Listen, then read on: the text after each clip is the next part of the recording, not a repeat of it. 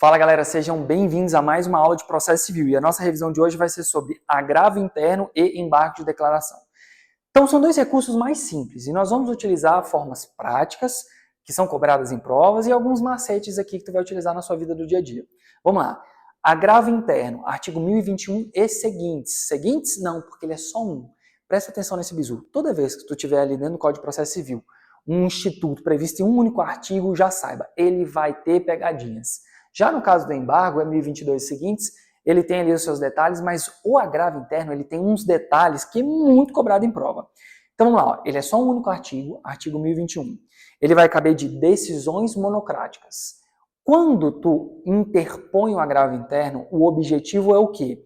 É fazer com que um colegiado se manifeste sobre aquela decisão. Então o relator, ele recebeu o processo, aí ele falou que o processo é intempestivo, que o recurso é intempestivo, que não recolheu custas, que ele indeferiu a tutela. Então veja, essas decisões são de natureza monocrática, e aí tu interpõe um agravo interno para quê? Para fazer com que o colegiado se manifeste sobre aquela decisão.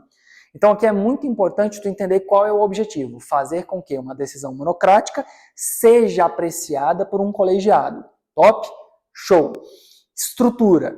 Ele é protocolado voltado para aquele órgão e, obviamente, quem vai analisar as razões dele será o colegiado.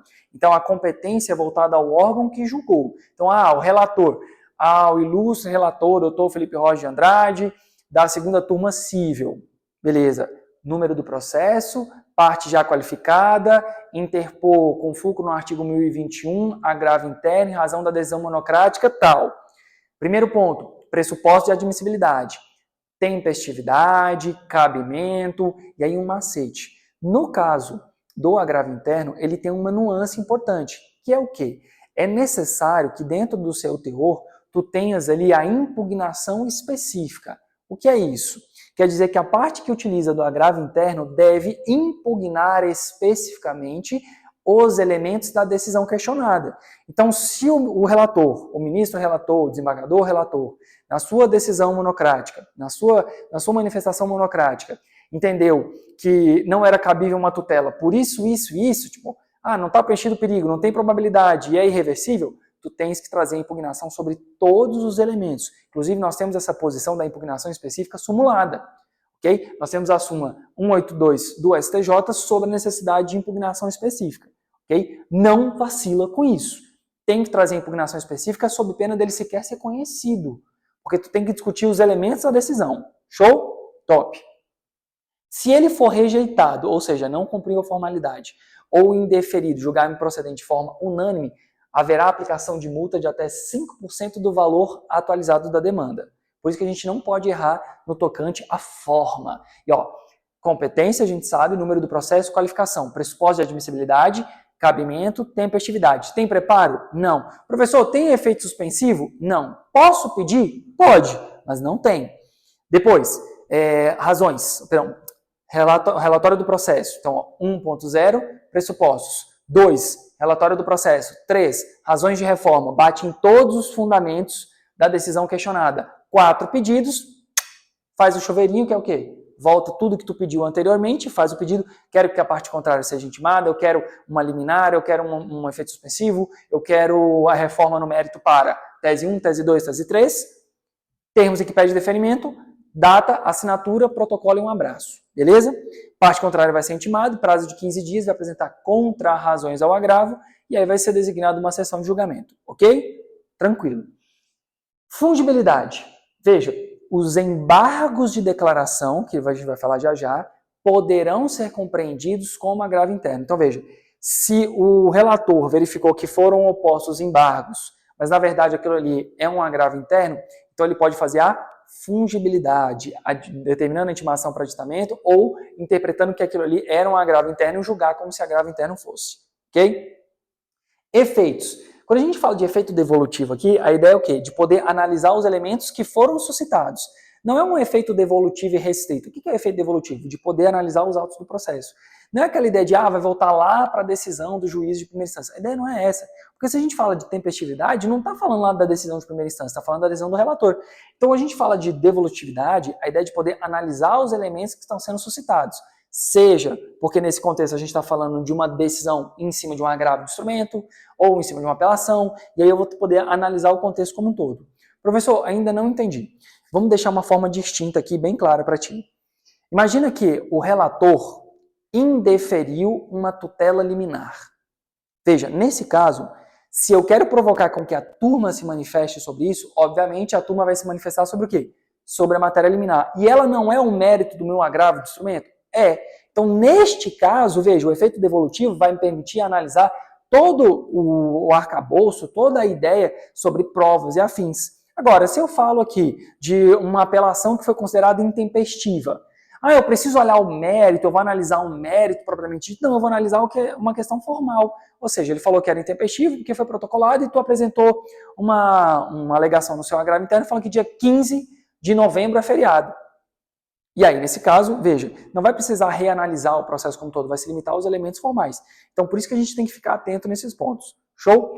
E vamos lá, efeito regressivo, o macete. Nos agravos, aquele que proferiu a decisão, ele vai poder voltar atrás na sua decisão. Então, agravo interno, o julgador que proferiu a decisão monocrática, ele pode revisitar a sua decisão, ou seja, ele pode reconsiderar. Show? Tranquilos? Ponto importante. Falou decisão monocrática, a chance de ser agravo interno é gigantesca.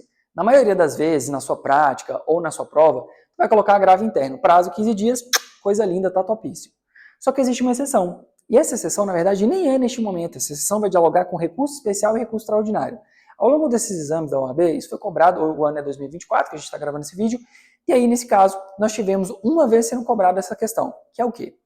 Quando eu falo de recurso especial e recurso extraordinário, ele é muito técnico. Então, vamos pensar aqui, ó. Eu tenho dois recursos extremamente técnicos, que são protocolados aonde? Para o presidente ou vice-presidente do juízo a qual. O meu processo está correndo no TJDFT. Então, o recurso vai ser voltado à folha de interposição ao presidente / vice-presidente do Tribunal de Justiça.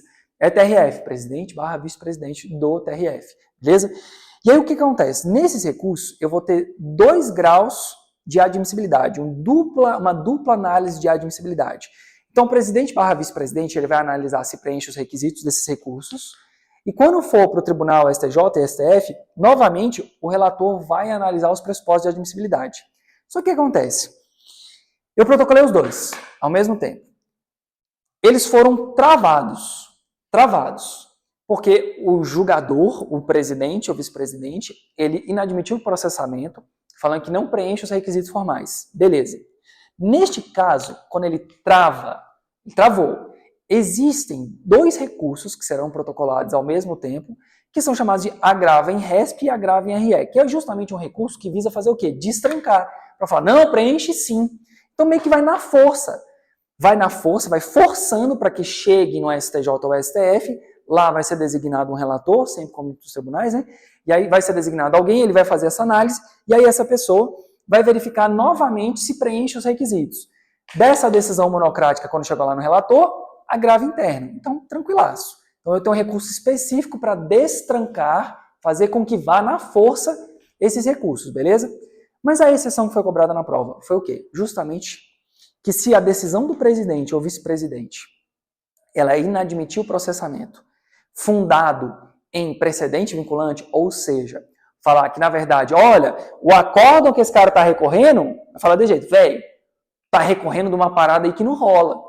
O acórdão que tu tá recorrendo é fundado em precedente vinculante. Os tribunais lá de cima, irmão, já consolidaram o entendimento. Tem um recurso repetitivo, um incidente de resolução de demanda repetitiva, um IAC, uma súmula vinculante.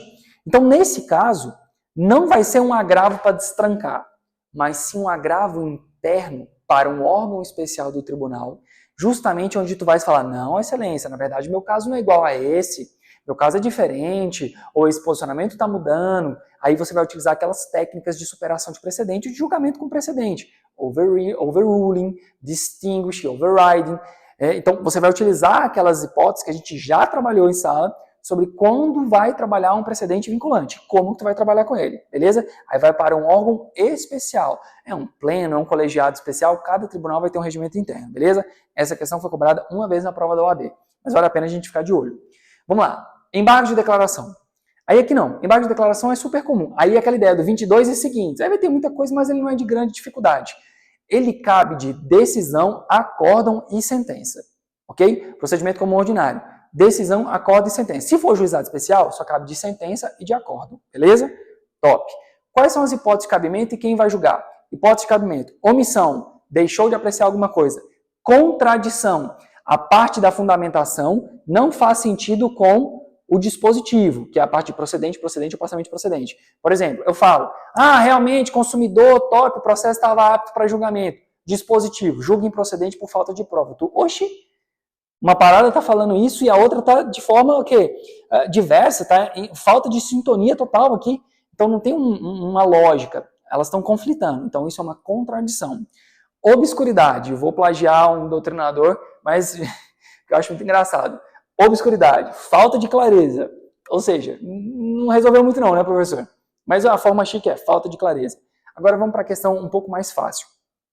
É quando tu tens ali uma parte dispositiva e a fundamentação não ficou de forma clara, a relação, não ficou lógico, tão perceptível assim, a relação entre o fundamento versus a decisão final. Então, colocou uma jurisprudência, mas não explicou do porquê da sua aplicação naquele caso.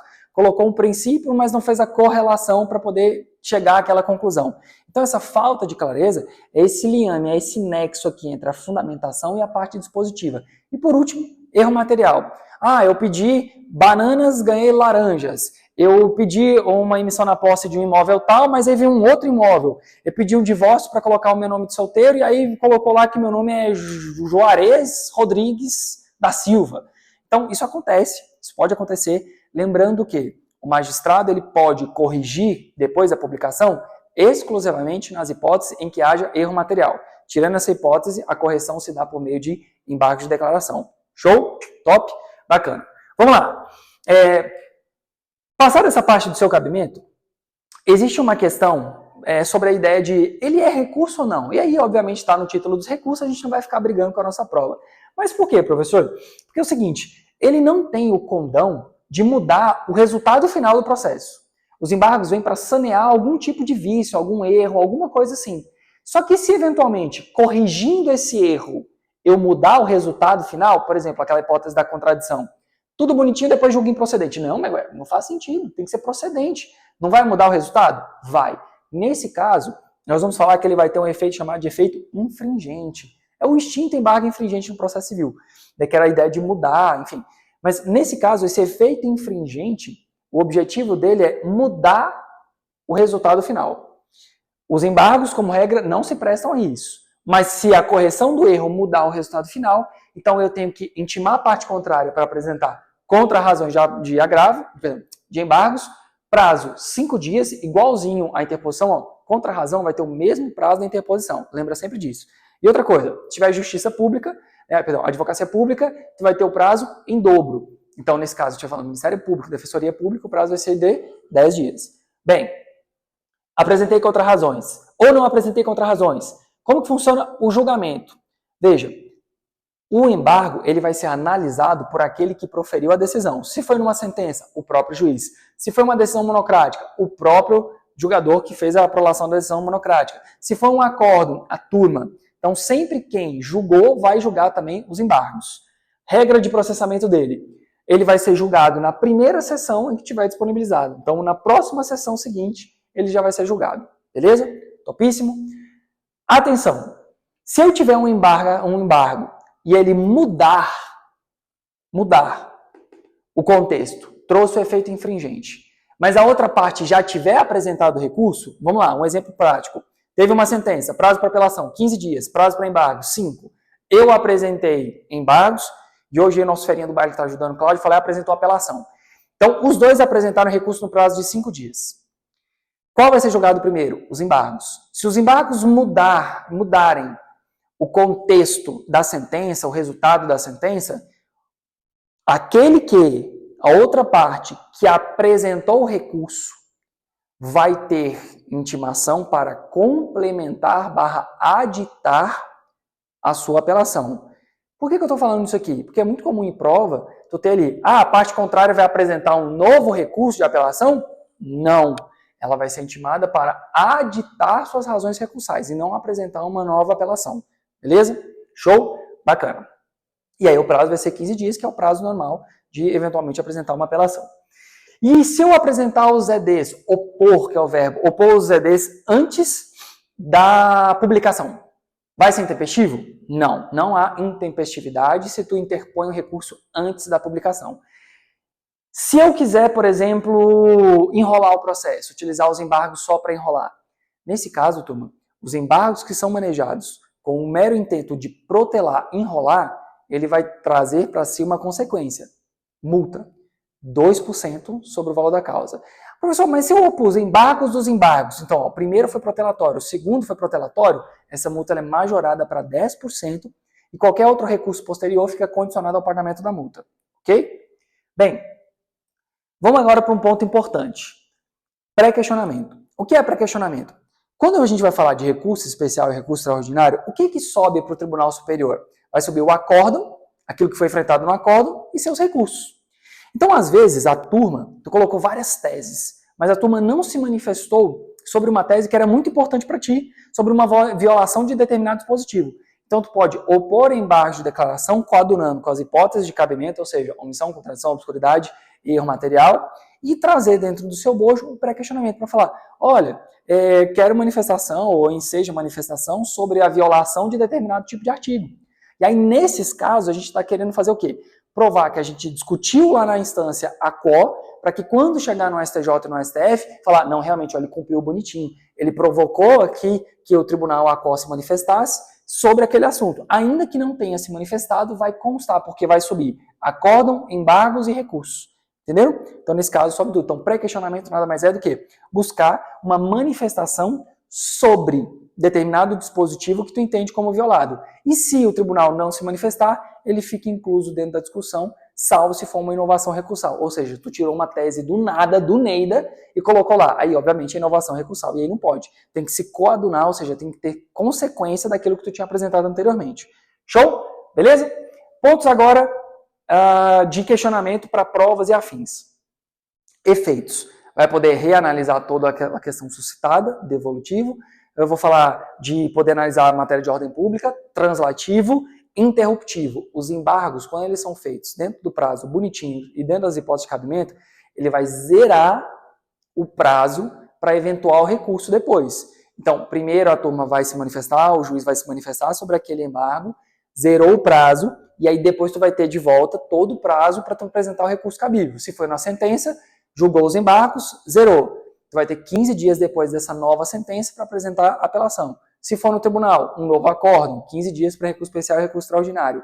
Mas, atenção, se os embargos forem intempestivos, não haverá efeito interruptivo. Se os embargos, posição do STJ, se o embargo não trouxer a demonstração do seu cabimento, neste caso, também tem sido compreendido que ele não terá efeito interruptivo. Se ele não tem efeito interruptivo, obviamente o prazo vai se exaurir, vai transitar em julgado. Fechou? Topíssimo? Então é isso, gurizada. Tamo junto e até a próxima.